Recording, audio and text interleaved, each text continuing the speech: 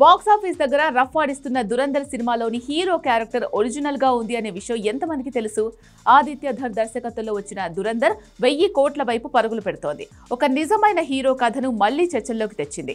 ఈ సినిమాలో ప్రధాన పాత్ర అశోక చక్ర గ్రహీత మేజర్ మోహిత్ శర్మ జీవిత సంఘటనల నుంచి ప్రేరణ పొందిందని వార్తలు రావడంతో అసలు ఆయన ఎవరు, ఆయన సాహసాలేంటి అనే ఆసక్తి అందరిలోనూ పెరిగింది. ఈ సినిమా నేరుగా ఆయన బయోపిక్ కాదని చిత్ర బృందం స్పష్టం చేసినప్పటికీ మేజర్ మోహిత్ శర్మ జీవితం సినిమాను మించిన ఉత్కంఠను కలిగిస్తోంది. మేజర్ మోహిత్ శర్మ 1978లో హర్యానాలోని రోహ్తక్లో జన్మించారు. ఆయన కేవలం ఒక సైనికుడే కాదు, బహుముఖ ప్రజ్ఞాశాలి కూడా.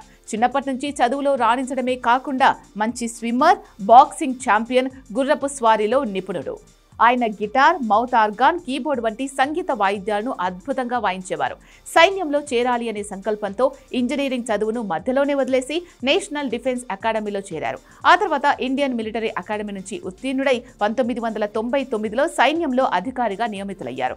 2009 మార్చి 21న కాశ్మీర్లోని కుప్వారా జిల్లాలో ఉన్న హఫ్రూదా అడవుల్లో జరిగిన పోరాటం ఆయన జీవితంలో చివరిది. ఆ రోజు జరిగిన వార్లో ఆయన చనిపోయారు. ఉగ్రవాదులు పొంచి ఉండి కాల్పులు జరుపుతున్న టైంలో తన బృందంలోని గాయపడిన సైనికులను రక్షించడానికి మేజర్ మోహిత్ శర్మ స్వయంగా రంగంలోకి దిగారు. ఛాతిలోకి బుల్లెట్లు దూసుకుపోతున్నా ఏమాత్రం వెనకడుగు వేయకుండా 4 ఉగ్రవాదులను మట్టుపెట్టి దేశం కోసం ప్రాణత్యాగం చేశారు. ఆయన చేసిన ఈ అత్యున్నత త్యాగానికి గుర్తింపుగా భారత ప్రభుత్వం ఆయనకు మరణానంతరం అత్యున్నత శౌర్య పురస్కారం అశోక చక్రను ప్రకటించింది. మేజర్ మోహిత్ శర్మ కేవలం ఒక యుద్ధ వీరుడు మాత్రమే కాదు, ఆయన జీవనశైలి, క్రమశిక్షణ నేటి యువతకు స్ఫూర్తిదాయకం. ఆయన భార్య మేజర్ రిషిమా శర్మ కూడా భారత సైన్యంలో పనిచేశారు. దురంధర్ సినిమా ద్వారా ఇటువంటి గొప్ప వీరుల గాథలు మళ్లీ వెలుగులోకి రావడం సంతోషకరం.